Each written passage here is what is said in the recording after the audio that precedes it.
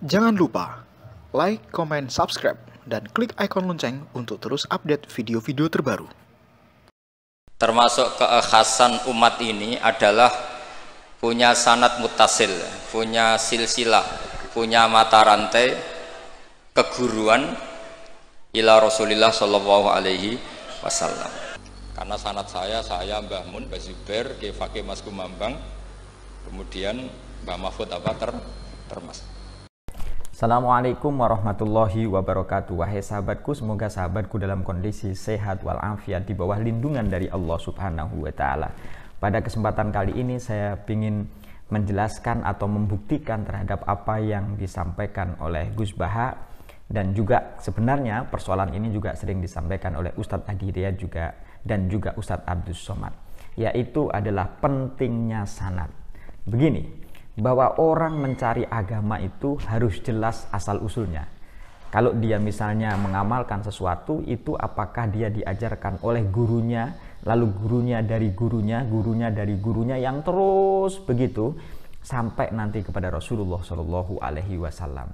Kalau misalnya dia tidak nyambung, tidak sampai kepada Rasulullah, dia gurunya saja tidak jelas, maka ini tentu dipertanyakan. Loh, kamu kok berpendapat begitu, itu gurumu siapa? Atau manhaj yang kamu pakai itu manhajnya siapa? Atau usul fikih yang kamu pakai itu usul fikihnya siapa? Itu harus jelas. Kalau misalnya dia tidak jelas, maka dipertanyakan, jangan-jangan fasaykhuhu syaiton, jangan-jangan dia gurunya adalah setan. Makanya yang pertama alasannya kenapa sanad menjadi penting. Pertama karena al-isnadu minad-din, bahwa sanad itu, isnad itu adalah dari agama. Karena begini, ada kalau misalnya Allah itu memberikan wahyu kepada Nabi Muhammad Shallallahu Alaihi Wasallam berupa Al-Quran, kemudian wa ma yantiqu anil hawa in huwa illa wahyu yuha, melalui hadis dan juga sunnah Rasulullah Shallallahu Alaihi Wasallam. Jadi nanti dari Rasulullah diturunkan, diajarkan kepada para sahabat, sahabat kepada tabi'in, dari tabi'in, tabi'in, terus itu sampai kepada kita. Kalau begitu berarti apa yang kita lakukan ini sumbernya jelas dari Rasulullah, dan Rasulullah itu adalah dari Allah Subhanahu wa Ta'ala. Kalau tidak jelas berarti dia adalah bagian dari setan. Jangan-jangan guru kita sebenarnya adalah setan. Jadi al-isnadu minad-din, bahwa isnad itu adalah bagian dari agama, karena agama itu urutannya jelas. Mulai dari Nabi Muhammad yang menerima wahyu dari Allah terus sampai kepada kita.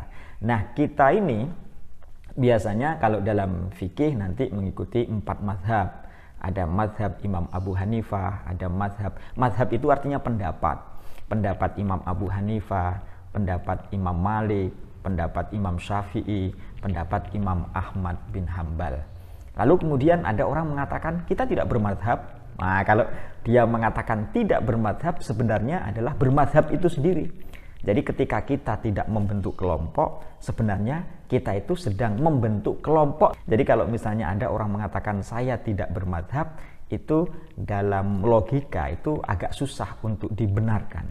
Karena ketika dia membangun pendapatnya sendiri, lalu pendapat itu diikuti oleh orang lain, bahwa sebenarnya dia telah bermadhab juga. Tapi dia tidak mengikuti mazhab yang 4, tapi mengikuti mazhab yang dia susun sendiri lalu diikuti oleh jamaahnya.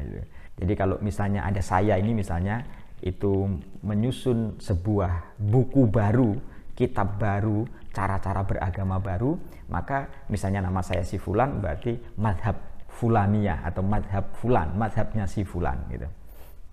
Jadi pertama, kenapa kita perlu guru kita itu terus nyambung terus kepada Rasulullah Shallallahu Alaihi Wasallam? Karena ini persoalan agama.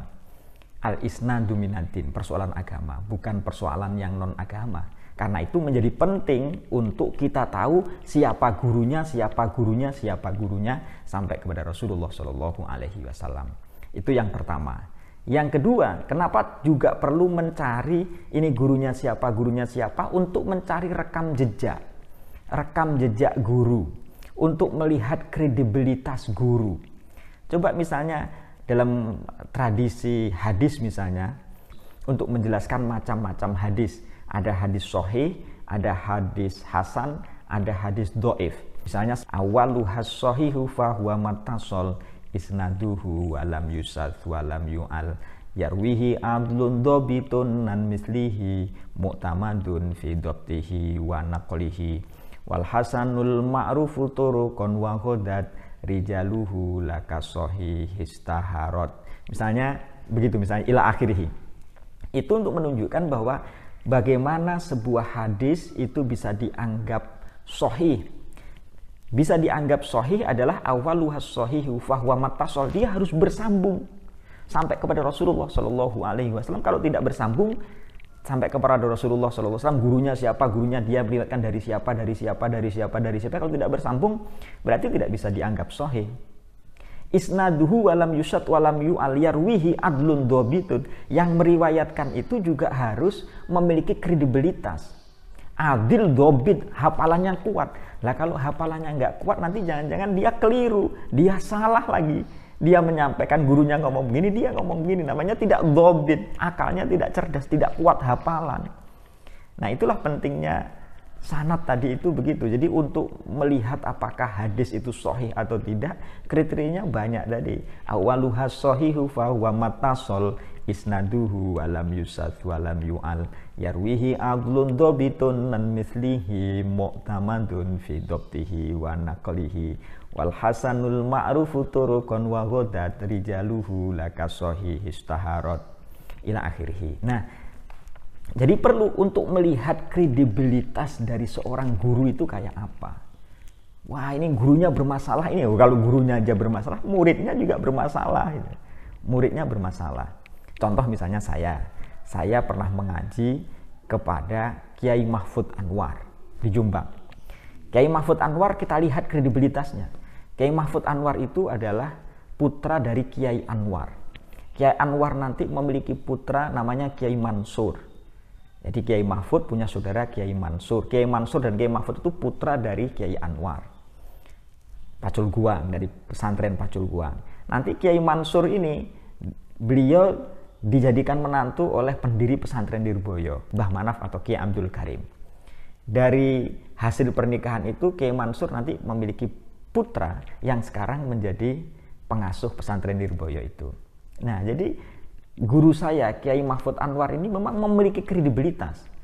Dia menyantri nanti menjadi santri dari Kiai Haji Hashim Asy'ari.